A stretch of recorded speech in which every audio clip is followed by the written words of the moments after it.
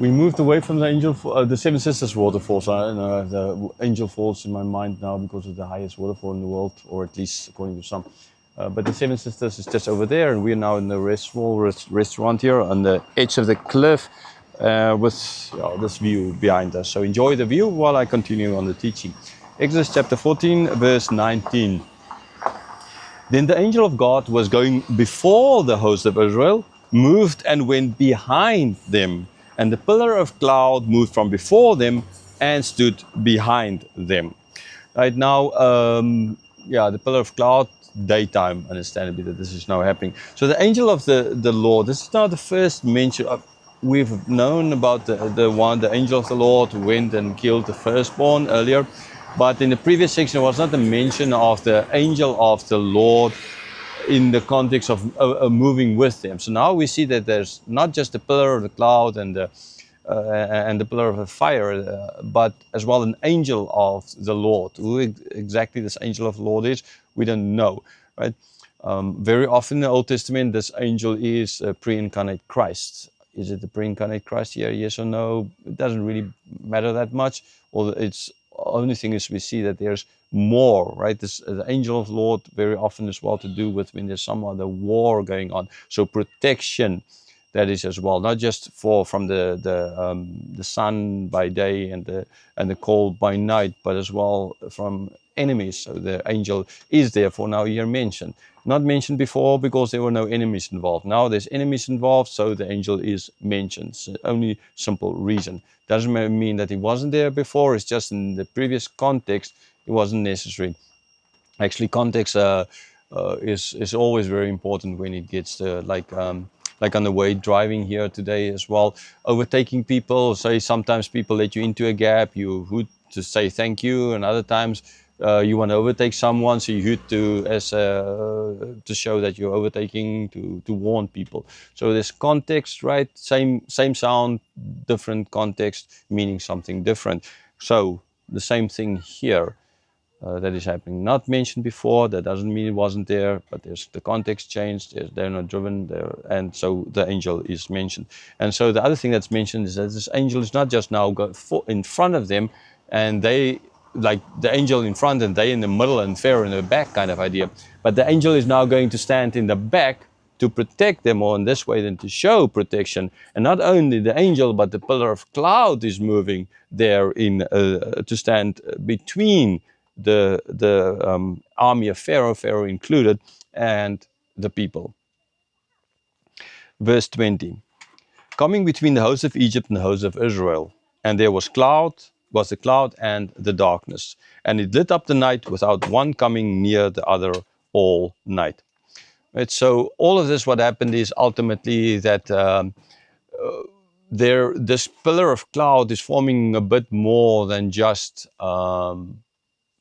protection from the heat, but is making it now dark as well, so that the people could not see, that they could not get closer to, so making it impossible for the Egyptians to at that moment attack them. They are there, they are here, and there's this pillar in between, angel in between. Okay, and then ultimately this whole thing is going to last longer than just a couple of hours, because the sea needs to be parted, the wind needs to blow, the miracle needs to happen. Sometimes miracles take a little bit longer than other times. So in this case now, then therefore the pillar of cloud, although the pillar of fire is not mentioned, but it's seemingly here now, the pillar of fire for the night went as well to lit up everything on this side. With everything happening, they did not get closer to. Now, I mean, I can just as well again imagine that Pharaoh would have been, what is this pillar of cloud? What is this pillar of fire? What is going on here? Not putting two and two together after everything that happened to them. It sounds kind of incredulous. You would think Pharaoh just saw 10 plagues. He just lost his firstborn son. He saw how God changed the heart of the people, of his own people, to give freely gold and silver to the Jews in back payment, basically, for the years of being enslaved. Now there's this angel here, the pillar of cloud and the pillar of fire. All this, I mean, man, you need to be really dumb to not kind of understand this thing. It's like the dumb, like this. Okay, bamboo here, right? To not understand what's going on here. And we as modern people might think, oh man, we know it all. We would have understood. We would have been able to understand all of this, right? It's those people living up the mountains, they don't know anything. We are the people understanding everything. We are the scholars. We know it all. And that's not how it works. Anyhow, and so you think that you draw the conclusion that you would have, if you were in Pharaoh's shoes, you would have count your losses and, it's like gambling. You lost a lot now, you can't keep on because you're just going to lose more. Most gamblers are like that. No, you cut your losses and you invest in the stock exchanges, you just lost here. You cut your losses and that's how people do it. And then they move on to something else. Hopefully there they will strike it rich, something like that.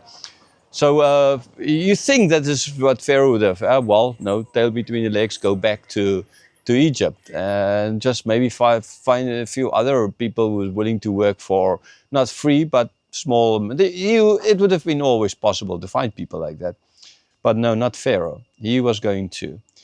Now again, to judge them, it's easy to judge the people, but I mean, I go out into nature. I go out into this beauty, and I see God, right? I see God. This is what I do. I mean, I can't look at all this beauty and not see a creator who created everything. I don't think these rocks lying here just jumped out of nothing. There's this, you can't see it, but there's steps made out of rock going down. Actually, very beautiful, the way they put them there. I can clearly see that man put those rocks there because those rocks form steps, clear steps, right, with rails to the side. Clearly, man made it. These mountains, yes, I know tectonic plates and the movement and all of this. I understand fully that the Indian plate is moving on the Eurasian plate. I understand all of that, right?